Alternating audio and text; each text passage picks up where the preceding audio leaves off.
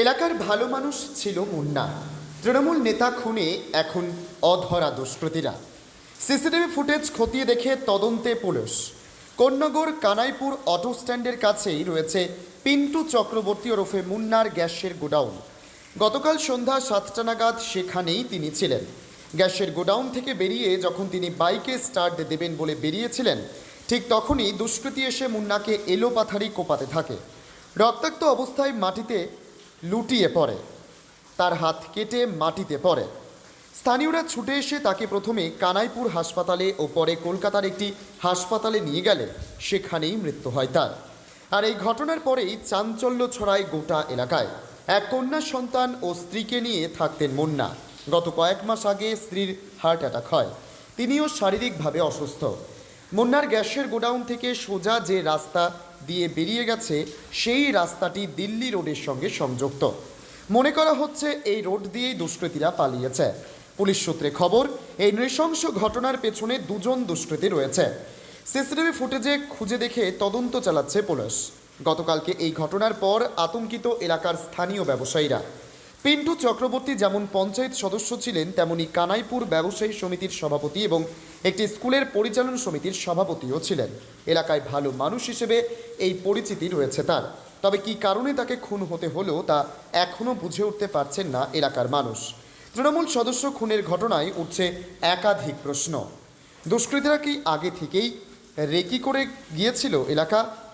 স্থানীয়দের অনুমান, দুষ্কৃতীরা বাইকে করে এসে এই নৃশংস ঘটনা ঘটিয়েছে। মুন্নার গ্যাসের গোডাউনের পাশেই রয়েছে একটি গলি, সেই গলি দিয়েই দুষ্কৃতীরা পালাতে পারে। স্থানীয় পঞ্চায়েত সদস্য দুলাল সমাদ্দার বলেন, কী কারণে খুন সেটা আমরাও বুঝতে পারছি না। বাড়ি পঞ্চায়েত ও গ্যাসের গোডাউনের কাজ নিয়েই সব সময় থাকত। 2011 সালের তৃণমূল সরকার ক্ষমতায় আসার পরে এই কানাইপুর অঞ্চলে কোনো রকম অপ্রীতিকর ঘটনা ঘটেনি, কিন্তু কী কারণে এই খুন তা আমরাও বুঝে উঠতে পারছি না। দেখুন, পুলিশ প্রশাসনের মতো কাজ করছে, তো আশা রাখছি পুলিশ প্রশাসনের ওপর ভরসা আছে যে অ্যাজ আর্লি অ্যাজ পসিবল। কালকেও আমার সাথে কথা হয়েছে, কালকেও ওনারা বলেছেন যে আমরা চেষ্টা করছি যত তাড়াতাড়ি সম্ভব এই দুষ্কৃতীদের ধরা হবে। খুনের মোটিভ কি? এবং এখনো পর্যন্ত কিছু বোঝা যাচ্ছে না কি মোটিভ। তবে যে ঘটনা ঘটলো খুবই দুঃখজনক, খুবই সবচেয়ে বড় কথা মানে খুব ভয়ের ব্যাপার। এটা কেন ঘটলো, কি বৃত্তান্ত, যতক্ষণ না ধরা যাচ্ছে ততক্ষণ কিছু বোঝা যাচ্ছে না দুষ্কৃতীদের নাম। 20 দিনের মাথায় রাজ্যে 8 জন তৃণমূলের নেতাকর্মী খুন হয়েছে। হ্যাঁ, এবং প্রত্যেকটা ক্ষেত্রে খুব হিনিয়াস ক্রাইম। এটা মানে এটা দেখো, এই ঘটনাটা কি পরিপ্রেক্ষিতে সেটা তো জানা নেই, তো সেটা যতক্ষণ না আমি বললাম আগে যে ধরা পড়ছে ততক্ষণ কিছু বলা যাচ্ছে না। রাজনৈতিকভাবে উনি খুব সক্রিয় ছিলেন, শুধু রাজনৈতিকভাবে সক্রিয় শুধু নয়, উনি খুব পপুলারও ছিলেন, আর ওনার মানে প্রচুর দান ধ্যানও ছিল এলাকার মানুষের। আর উনি অন্যায়কে প্রশ্রয় কোনোদিনই দেননি। এখন ভালো মানুষ হিসেবে ওনার সম্মান ছিল, পরিচিতি ছিল। দেখুন, দলীয় কোনো জায়গা নেই, কারণ আমি আগেই বললাম যে কী থেকে হয়েছে, কেন হয়েছে সেটা বোঝা যাচ্ছে না। যতক্ষণ না এই দুষ্কৃতীদের ধরা হবে ততক্ষণ বোঝা মুশকিল বলা। পুলিশ সিসিটিভি ফুটেজ পেয়েছে, সেই ফুটেজে এখনো পর্যন্ত শনাক্ত করতে পারছে না। তার মানে এই মানে স্থানীয় দুষ্কৃতি নয়, হতে পারে, সেটা হতে পারে, সেটা পুলিশ প্রশাসন দেখছে। উনি জমি জায়গার একটা ব্যবসা ছিল আগে করতেন, সেই ব্যাপারে আমি বললাম না, যেটা বলা যাচ্ছে না, বোঝা যাচ্ছে না কী ব্যাপার। যতক্ষণ না এই দুষ্কৃতিটা ধরা পড়বে ততক্ষণ বলা মুশকিল যে কী ব্যাপার। আপনার নির্বাচন রয়েছে, তার আগেই একের পর এক তৃণমূল নেতা খুন হয়ে চলেছে এইভাবে। আপনারা কি বিরোধীদের দিকে আঙুল তুলছেন? দেখুন, এখন কী ব্যাপার না ব্যাপার এটা তো জানি। আমি এই ঘটনার পরিপ্রেক্ষিতে, অন্য জায়গায় কোথায় কী হচ্ছে সেটা না, এই ঘটনার পরিপ্রেক্ষিতে বলছি, যেটা যতক্ষণ না কিছু ধরা যাচ্ছে ততক্ষণ কিছু বলা যাচ্ছে না। আমাদের প্রতিবন্ধী ছেলেমেয়েদেরও সাহায্য করতেন এবং তাদের পাশে দাঁড়াতেন। এরকম একটা জনবহুল জায়গা, এরকম একজন ভালো মানুষ যে খুন হয়ে যাবে আমরা ভাবতেই পারছি না। আসলে এই জায়গাটা একটা নিরাপত্তাহীনতার একটা অন্ধকার জায়গা তৈরি হয়েছে, আর এখানে একটা মদের ঠেক তৈরি হয়ে আছে।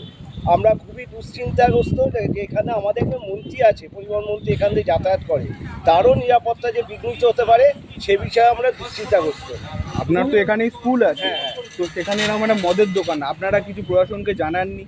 এখানে মাদারমেরি স্কুলটাও আছে, জানি না কি কারণে এটা প্রশাসন নিশ্চয়ই তার দৃষ্টিগোচর আছে। প্রশাসন এখান থেকে রেভিনিউ কালেকশন করে, তাদের নজরে আছে এখানে কতদূর কি আছে, তারা জানে বিষয়টা। কয়েকদিন আগেই তো তোমার স্কুলেরই একটা ঘটনা ঘটে গেছে। একটি মেয়ে, আমাদের 13 বছরের মেয়ে, তাকে ধর্ষণ করে খুন করা হলো আমাদেরই একটি ছাত্রকে, তারও বিচার চলছে। জানি না কতদূর কি এগোলো, সেটা বিচারটা চলছে। কানাইপুরে তো এই ঘটনা আগে শোনা যেত, মার্ডার খুন এগুলো শোনা যেত, তারপর পরিস্থিতি শান্ত হয়ে গেছিল, সামনে ভোট, আবার কি কানাইপুরে সেই আগের পরিস্থিতি? বুঝতে পারছি না পরিস্থিতি কোন দিকে যাচ্ছে। এটা প্রশাসনকে কড়া দৃষ্টিতে নজর রাখতে হবে এবং প্রশাসনে আমরা নিরাপত্তা চাই, সাধারণ মানুষের নিরাপত্তা চাই। মুন্নার গ্যাস গোডাউনে কাজ করে তিনি বলেন, গতকাল আমি ঘটনাস্থলে ছিলাম না, আমি ছুটিতে ছিলাম। 6টা 6:30 নাগাদ আসতো। তার যাবার কোনো নির্দিষ্ট সময় ছিল না। মুন্নার শত্রু আছে বলে আমার মনে হয় না। তিনি কোনো রাজনৈতিক রং বিচার করতেন না, সকলকেই সহযোগিতার হাত বাড়িয়ে দিতেন। ওই এলাকাতেই রয়েছে মদের দোকান, বিভিন্ন সময়ে বিভিন্ন লোক আসত, তবে তাদের সঙ্গে কোনো রকম ঝামেলা হয়েছে বলে আমার মনে হয় না। আমরা ভাবতে পারিনি কোনো দিন এই ধরনের এই লোকটার জন্য শত্রু আছে, কোনো দিন ভাবতে পারিনি আমরা। ঠিক আছে, আমাদের সবার প্রিয় মানুষ ছিল। ঠিক আছে, 100টার ভিতরে 100টা লোকে বলবে সে ভালো লোক। ঠিক আছে, সে ছোটো একটা বাচ্চা ছেলেকেও সম্মান দিয়ে চলতো সে। ঠিক আছে, ঠিক আছে, একটা বাচ্চা ছেলেকেও সম্মান দিয়ে চলতো। তার যে না এই দল ওই দল, কোনো দলের সাথে তার কোনো বিরুদ্ধ কেউ নেই, এরকম এত ভালো লোক ছিল। ঠিক আছে, ভাবতে পারিনি আমরা তো কালকের থেকে নিজেরাই আতঙ্ক হয়ে গেছে এখন। এরকম একটা ভালো মানুষ যে মানে মানুষের পাশে সব সময় থাকতো, সবসময় দিন রাত 24 ঘন্টা, যদি রাত 2টায়ও আসে আর ডাকি তাকে, সে সুসুর করে দোতলা থেকে নিচে নেবে। তাহলে এরকম মানে একদম ভর সন্ধ্যাবেলায় কুপিয়ে খুন, কি কারণ মনে হচ্ছে? আমরাও তো দাদা বুঝতে পারছি না কি কেসটা হয়েছে। ঠিক আছে, আমরা শুনে তো নিজেরাই হতভম্ব হয়ে গেছি এখন। মানে এটা যে মুন্নাদার সঙ্গে এরকম ঘটনা ঘটতে পারে না, এটা আমরা ভাবিই নাই, কোনোদিনও ভাবতে পারছি না, যে এখনও ভাবি নাই যে এই ধরনের ওনার সাথে হয়েছে, এখনও ভাবতে পারছি না আমরা। ঠিক আছে, এত ভালো মানুষ। আপনার নাম? বাসুদেব দাস, এই কানাইপুর কলোনি কাছে? কানাইপুর কলোনি, দক্ষিণ পুলিশ। কি বলবো, খুব ভালো ছিলেন, খুব ভালো ছিলেন। আমাদের যখনই দেখা হতো তখনই আমাদের খুব সম্মান দিতে করতো, মানে যে জায়গায় যেটা সবই ভালো করতো। ওনার যে এরকম কেউ কোনো দিন না, যে জায়গায় দেখা হতো, হ্যাঁ, খুব উপকারিতা ছিল। আমরা মানে শুনে আমাদের গা কাঁপতে শুরু হয়ে গেল, মানে এমন পরিস্থিতি হবে কেউ বুঝতে পারেনি। ওনার যে শত্রু আছে বা কোনো জায়গায় কোনো কিছু আছে আমরা কখনো বুঝতে পারিনি। আমরা কালকে শোনার পরে আমাদের জানলাম যে আমাদের সব গেল, আমাদের এখনই পরিস্থিতি খারাপ। হ্যাঁ, মানে রাত বিরেতে সবসময় তো পাশে পেতে? হ্যাঁ, পাশে থাকতো, হাসি মুখে কথা বলতো, ডাকতো। তার সাথে এরকম ঘটনা কেন, সেইটা আমরা বলতে পারবো না। দেখুন, আমরা কি করে বলবো, আমরা সাধারণ মানুষ, হ্যাঁ, কিন্তু এরকম করা উচিত হয়নি। ভালো মানে মানুষ দোষীদের থাকতে কি দেয় না। দোষীদের কি শাস্তির দরকার? হ্যাঁ, শাস্তির দরকার, শাস্তি পাক। সে মানে সে যেন জীবনে আর উঠে না দাঁড়াতে পারে। এই যে এমনভাবে করে দিল, হ্যাঁ, ঠিক আমরা আছে। চাই যে শাস্তি দিন। আপনার নাম? আমার নাম অনিতা দাস। Bureau report, জজবাত 24 Bangla.